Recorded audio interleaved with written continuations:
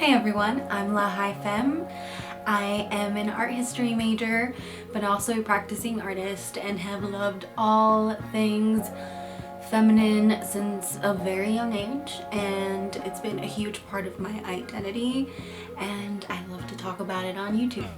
Today I thought we'd talk about all the YouTube drama in the beauty community, because there's a lot of it and it seems to stem from like this huge privilege and entitlement, and so I thought we could talk about it.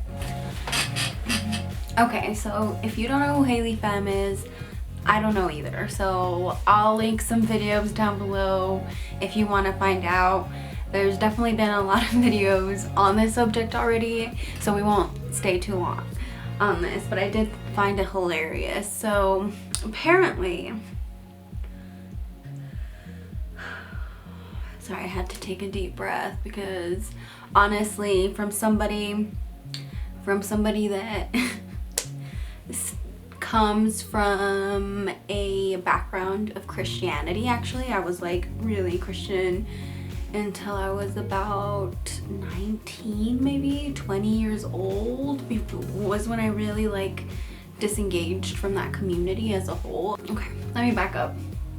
So this girl, she said that she does not understand why she got, well,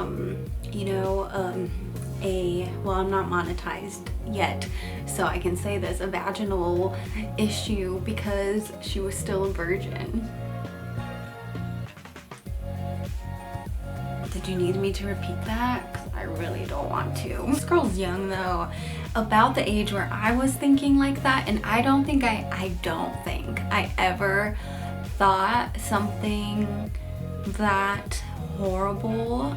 But at the same time, I did have that mentality of like abstinence is purity and you are dirty. The pastors like to talk about, they'll pass around a rose and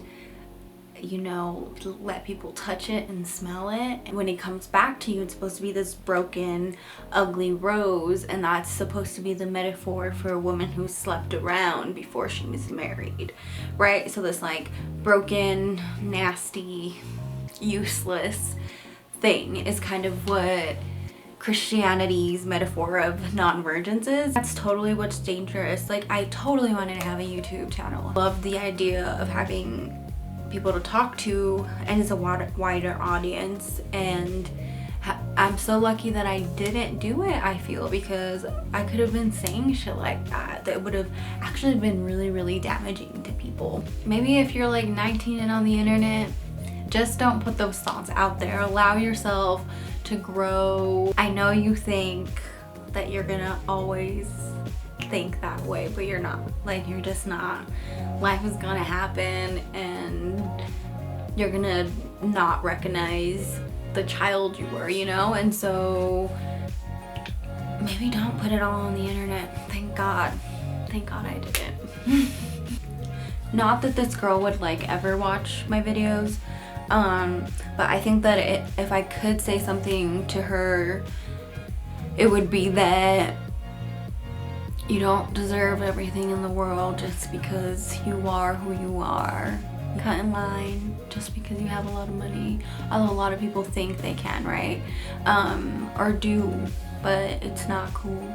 Complaining about it to the people who got you there looks nasty and ungrateful. I don't know if she intended to or not, but she shamed a lot of people by the way she talked, right? So those are my thoughts on her. I hope that she grows and learns from this. I started watching YouTube like avidly in about 2016, and I barely found out about Nikita Dragun when she did that lingerie ad, which I thought was amazing, like a trans woman winning. And then she came out with this like box braids video, y'all. If you haven't seen it, she pretty much tries to sound educated about cultural appropriation, but she sounds educated so that she can try and get away with cultural appropriation by wearing a wig that is box braids, right? And she talks about how box braids are a protective style, which they are, but not for people who have hair like this. Because we don't really need a protective style in the same way. And the fact that she was wearing it as a wig just proves more how much it was further about the aesthetic. So I want to see trans women win, especially like racialized trans women. But it ain't Nikita. I'm really sad about it. I wish I could stand. So apparently Thomas Halbert is controversial.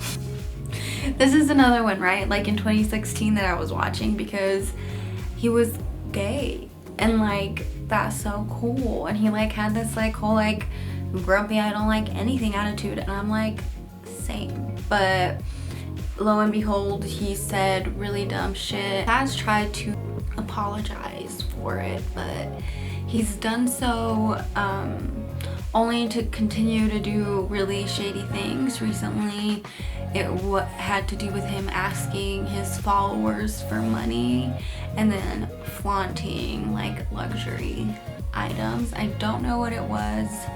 Let me find out.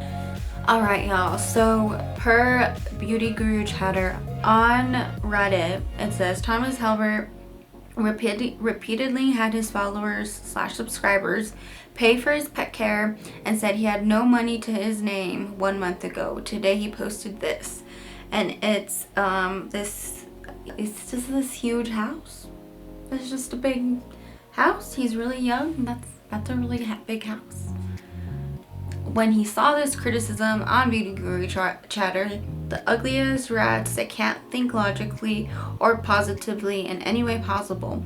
Y'all have the ugliest souls I've ever seen. I hope you do not treat immediate people in your life the way you treat strangers. So people can't question why you had no money to your name and then you bought a huge ass house.